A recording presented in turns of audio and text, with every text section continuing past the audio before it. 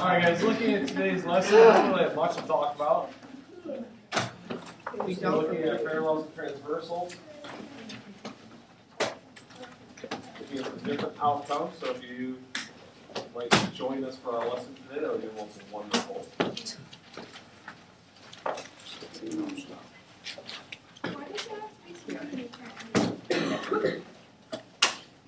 So the first thing we're talking about here is I want you to envision that we have these two triangles that we have. And the first question I'm going to ask you is are they similar? Yes. Yes. Why? Sam? Because they have similar angles. They have the same angles and similar sides. How can we tell that without having side measurements? Yeah. Because the D, segment D and E and A and C are parallel, Okay, so what does that tell us? that they are congruent. No, just the two lines are parallel. Does that mean they're congruent? I mean, they're similar. No. They follow the same slope. Segments cannot be similar. You guys have the same slope, but that doesn't tell us about whether or not they're similar. Think about the ways that we could show that two triangles are similar.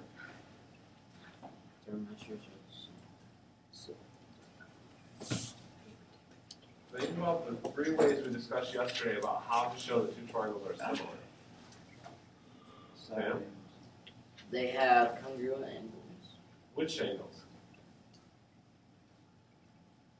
The angles that they share. You don't guess No. at this point. Balin?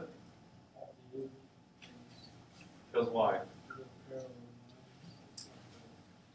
Okay, so how do the parallel lines help me have congruent angles?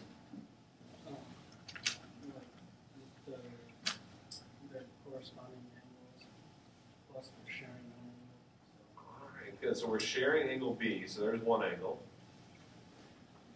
And angle A and angle BDE are corresponding. So remember all that stuff from last term? You still have to know that stuff. Alright, then all that's going to keep coming back more and more. So therefore, these two triangles are similar by angle. So triangle BDE is similar to triangle BAC by angle. Now, two triangles are similar. What does that tell you about their corresponding sides? They're like to scale. Okay, Bailey? They're proportional, which basically means they're to scale, but they're proportional. All right, so Cordell, how can I write a ratio about the corresponding sides of these two triangles?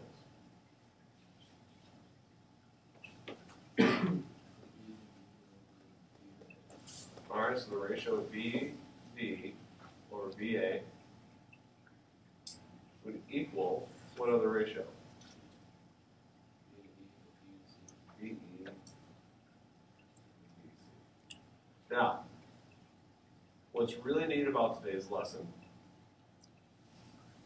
is that we look at this, and while we can represent that BD corresponds to the whole length of BA, in a rare case where you have a triangle with a parallel line that runs through it, the two pieces of that side are actually proportional. The ratio of BD to the other segment DA is the same as BE to BC. So that's basically how we're going to set up a lot of these problems.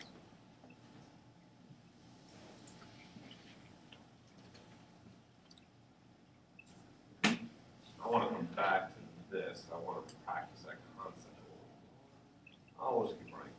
All right. So another thing we want to talk about today is what happens when we have parallel lines cut by transversals. So I want you to read through this theorem. And I want you to first draw a diagram that matches the theorem. And then I want you to write down one of the possible proportions. Okay, so let M and N be any two lines.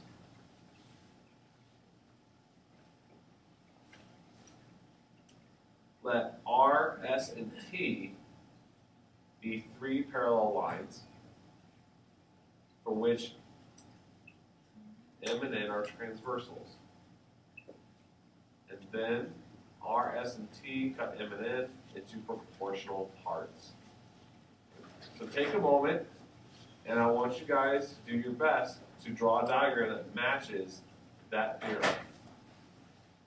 You should probably have a different diagram, but it's not going to matter. Because what this theorem is saying is that basically when I have two transversals represented by M and N, and three parallel lines, then the parallel lines cut the transversals into proportional parts. So what that's really saying is that the ratio of AC over BD is the same as CE over DF. So you can kind of see how I'm pairing those up. AC and BD and CE and DF.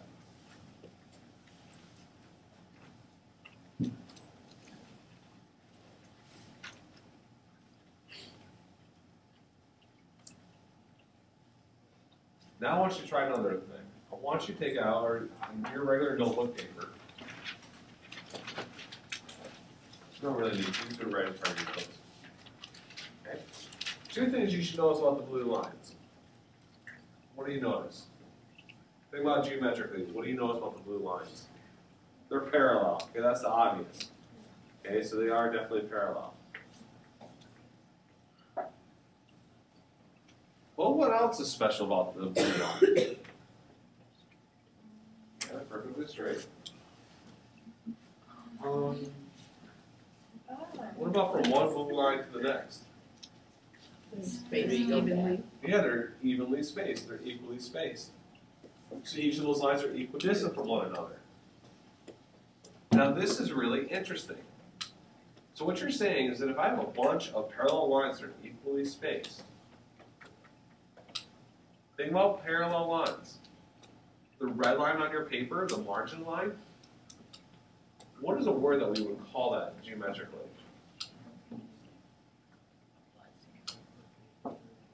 Well, yes, it is perpendicular to them, but that's not exactly what I'm looking for. It's a transversal. It transverses through the parallel lines. You guys see that? You guys see how the red line is a transversal? What do you notice about what the blue lines do to the red lines? How do the blue lines cut up the red line? Equally. Equal parts. All right, this leads us to a really important discovery, that if my parallel lines are equally spaced, then it splits the transversals into congruent segments. So therefore, AB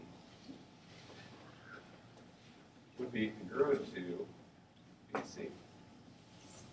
So if my parallel lines are equally spaced, then it cuts my transversals into congruent parts. No matter how I draw that transversal.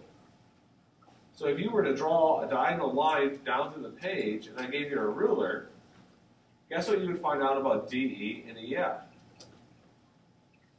They would also be equal.